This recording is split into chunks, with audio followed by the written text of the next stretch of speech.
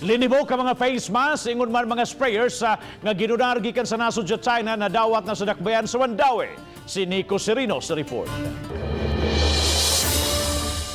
Sa Mandaue City Hall, gihimo ang opisyal nga turnover sa mga donasyon gikan sa nasud sa China. Si Chinese Consul General Jia Li ang nangunay sa pag-turnover sa moabot 40,000 pieces sa face masks ug mga disinfectant sprayers.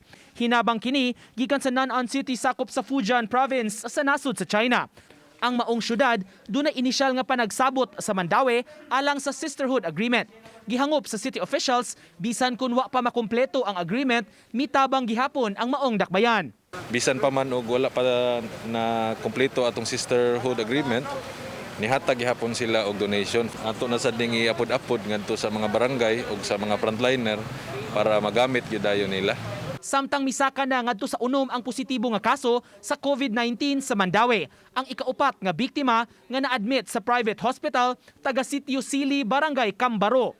Samtang ang laing duha ka kaso, ikalima ug ikaunom nga pulos senior citizen taga Barangay Kasuntingan. Ang duha related sa nahaunang kaso sa mao gihapon nga dapit. Gipasalig hinuon sa dakbayan, naka-isolate na ang mga pasyente. Di ra angay kabalakan kay ato silang gi home isolation kay asymptomatic man sila as per advice sa DOH. Basta symptomatic lang, no need of medical care.